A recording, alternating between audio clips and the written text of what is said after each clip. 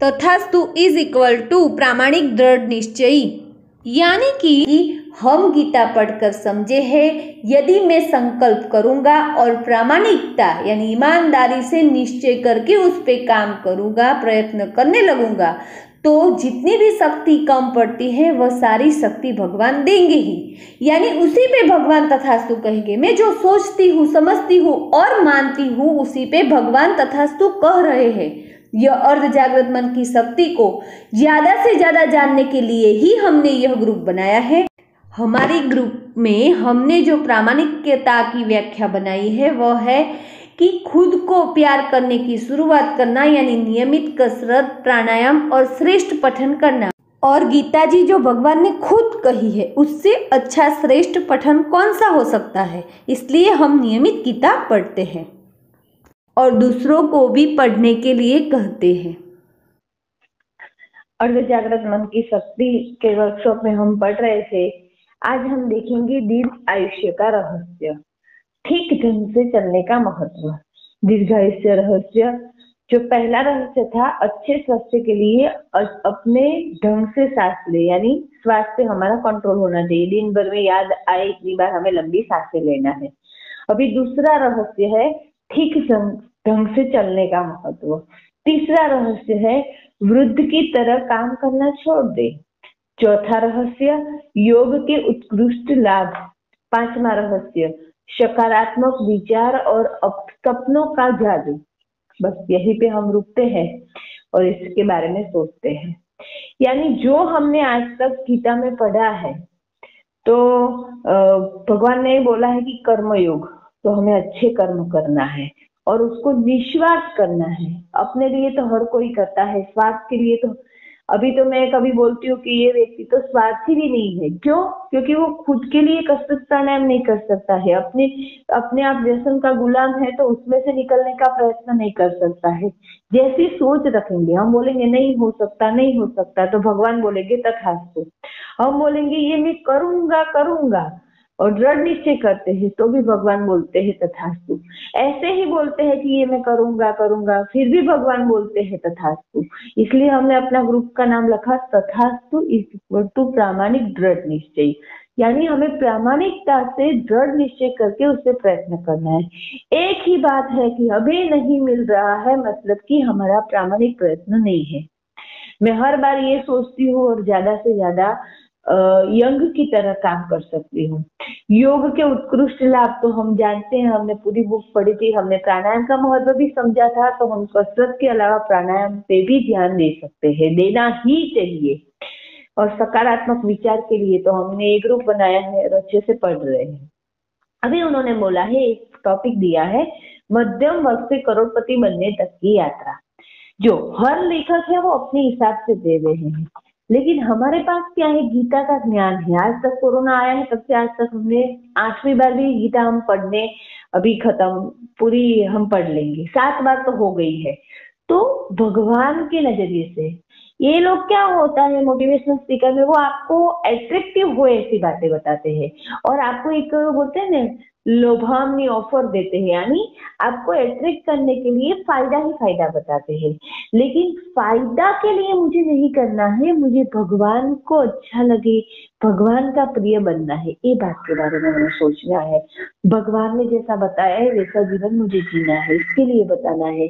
यहाँ बहुत ही चालाक व्यक्ति होता है, हर किसी को अपने काबू में रखता है, अपने हाथ के नीचे दबाए रखता है, और एक उसका रुतबा होता है, सब कुछ होता है, लेकिन भगवान के आगे कुछ नहीं चलता है। भगवान के आगे सरलता चलती है, प्यार चलता है, भावना चलती है और निस्वार्थ कर्म चलता है।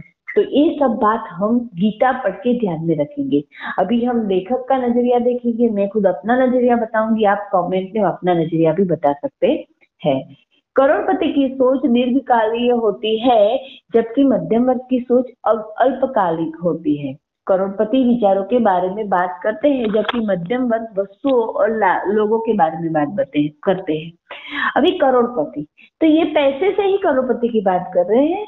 मैं विचारों से समृद्ध करोड़पति की बात करती हूँ, जैसे संत एकनाथ है, तुकाराम है, स्वामी विवेकानंद जी है, बहुत सारे। मैं तो अब्दुल कलाम जी को भी संत ही मानती हूँ। जो व्यक्ति निस्वार्थ जीवन जीता है, निस्वार्थ देश के लिए अपना सब कुछ समर्पण करता है, तो वो संत ही है। तो स्वामी विवेकानंद ने बहुत साल पहले बोला था, उन्होंने अपने प्रवचन में बोला था कि जब हम पाकिस्तान से अभी जो डर रहे हैं, लेकिन हमें सही डर तो चाइना से है। और देखो कितने साल पहले उनकी मृत्यु हो गई, तब कोई सिचुएशन नहीं थी, कोई ऐसे प्रश्न भी नहीं थे, तब भी उन्होंने ये बात बताई थी, और अभी वो है परिस्थिति। तो कितने दीर्घकालीन, हमारी बुक में ये बात पढ़ने में भी आ गई है। तो हम कितने दीर्घकालीन लोगों की बातें सुन चुके हैं, तो उनके हिसाब से हमें सोचना है। यदि हमारा इतना नजरिया नहीं है, तो अच्छा नजरिया किसी का ले, किसी का सुने समझे, फिर अपना नजरिया विकसित करें। हमें किसी से सीखना है, जानना है, लेकिन अपना नजरिया भी श्रेष्ठ बनाना है। इसके लिए ही हमने एक ग्रुप लिखा। ऐसा नहीं कि हम किसी को फॉलो कर रहे हैं, हमें अपने आप को विकसित करना है, वो ही भगवान को मंजूर है। क्योंकि भगवान ने हर किसी को यूनिक बनाया है, किसी को किसी के जैसा नहीं बनाया है।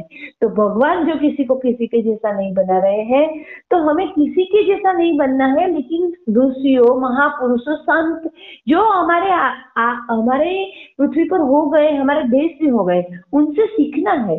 देखो हम मेहनत करके सीखेंगे तो ज्यादा टाइम लग जाएगा। उन्होंने जो मेहनत की है उनमें से कुछ हम निचोड़ जो हमें मिल रहा है उसे ले लेंगे, तो हम जल्दी तरक्की कर पाएंगे।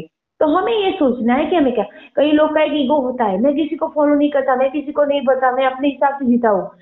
पर तब उसकी लाइफ अच्छी चल रही होती है, तब वो अच्छा रह पाता है। गीता नहीं पढ़ी होती है, और फिर जब उसकी पढ़ती आती है, कोई जीवन में तकलीफ आ जाती है, तब वो इंसान टूट जाता है। तब इसीलिए गीता बचपन से ही पढ़नी है। मैं अपने बेटे को भी पढ़ाती हूँ, उसने तो पहला, दूसरा और तीसरा अध्याय भी अपने आप मुखपाठ भी कर लिया है। तो कई ऐसे लोग हैं पूरी गीता मुखपाठ करने वाले हैं, पांडुरंग शास्त्री आठवले से प्रेरित स्वाध्याय कार्य में। तो हर बच्चे की अपनी कैपेसिटी और हमें हमारा अपना प्रयास दोनों काम करता है। ऐसा भी हो सकता है कि हमारा कम प्रयास है इसलिए हमारे बच्चे नहीं कर रहे हैं, और ऐसा भी हो सकता है कि बच्चे की कैपेसिटी कम है। पर हमें जिस परिस्थिति में हम है, जिस लोगों के साथ हम हैं, उस हिसाब से सोचना है। करोड़पति की व्याख्या मेरे हिसाब से मैंने बताई, विचारों से जो समृद्ध है वो किसी भी परिस्थिति में खुश रह सकते हैं, अपने मन को प्रसन्न रख सकते हैं, आपको अपने मन को विचलित होने नहीं देते, वो सारे लोग करोड़पति है, ऐसी मेरी व्याख्या है। करोड़पति विचारों के बारे में बात करते हैं, वो तो हम हमारे ग्रुप में वही कर रहे हैं, तो हम ऑलरेडी करोड़पति है। हमने जो शरीर की बात बताई थी कि हमारा पूरा जो भगवान ने मनुष्य शरीर बताया है, तो वो कितने, उसका कोई मूल्य हम नहीं लगा सकते, इतना अमूल्य है। करोड़पति परिवर्तन को स्वेच्छा से स्वीकार करते हैं, जबकि मध्यम वर्ग परिवर्तन से डरता है। चुनौती वो लोग स्वीकार नहीं कर पाते हैं जो मध्यम है। मैं किसी भी परिस्थिति में अच्छा रहना है, मुझे ये करना है, ऐसा जो सोचते हैं वो करोड़पति है। मैं ऐसा सोचती हूँ। करोड़पति सतत खिलते हैं और जबकि बढ़ते हैं, आगे बढ़ते हैं, जबकि मध्यम वर्ग सोचता है कि स्कूल के बाद सीखने का अंत हो गया, उनको सीखना नहीं होता। कई लोग ऐसी सोच होती है, अब मुझे पढ़ना नहीं है। मैं खुद अपनी जो पढ़ाई के दौरान नहीं पढ़ी थी, लेकिन जब मुझे पता चला, जब आज से अभी से नहीं बोलते हैं कि जब जगे तब सवेरा, तो आज से अभी से तो मैंने शुरू कर दिया है, जब जगे तब। और शायद जो होता है वो अच्छे के लिए होता है। अब मैं समझ पाई हूँ, यदि मैं समझ रही हूँ और जीवन में उसको लाया है, तो भी मैं उसे ऐसा नहीं मानती कि मैं लाई हूँ। भगवान की कृपा होती है तो ही हम गीता पढ़ पाते हैं, उससे अच्छे से हैप्पीली जी पाते हैं। उसके लिए भी कृपा चाहिए, कुछ कर्म होते हैं तो ही भगवान की कृपा होती है। ये भी मेरा नजरिया खुद का है, मेरा खुद का मानना है। करोड़पति लाभ के लिए काम करता है, जबकि मध्यम वर्ग वेतन के लिए काम करता है। शांति से जिंदगी जीना है, बस ये इतने पैसे आ जाए बहुत हो गया, कुछ ज्यादा नहीं करना है, ऐसे लोग मध्यम वर्गीय होते हैं। और करोड़पति हमेशा आगे ही बढ़ते रहते हैं। करोड़पति अपने उदार होने में विश्वास करते हैं, जबकि मध्यम वर्ग का विश्वास होता है कि वे देना वहन नहीं कर सकते हैं। यानी वो किसी को कुछ दे ही नहीं सकते। कई लोग इतने गरीब होते हैं ना, किसी को स्माइल भी नहीं दे सकते हैं। तो मैं पहले बहुत अकड़ू, यानी कोई ऐसा करता था तो उसके लिए मैं अकड़ जाती थी। अब मैं नहीं अकड़ती हूँ, क्योंकि मैं हर किसी में भगवान देखती हूँ। मैं ऐसा सोचती हूँ कि उस तक इतनी वो खुश नहीं रह पाता होगा, इसलिए वो उदास हो गए, किसी को स्माइल भी नहीं देखता, इतना गरीब हो गया है, क्योंकि उसको अच्छे विचार नहीं मिले हैं। तो मुझे उसके पास गीता लेके जाना है, ऐसा अभी मैं सोचती हूँ पांडुरंग शास्त्री आठवले के विचारों को सुनने के बाद। लेकिन पहले मैं ऐसा बोलती थी, इनको तो भाई स्माइल देने के भी पैसे लगते हैं, ऐसे लोग होते हैं, कैसे लोग होते हैं, क्योंकि मैं हमेशा ऑलवेज स्माइल ही होती हूँ।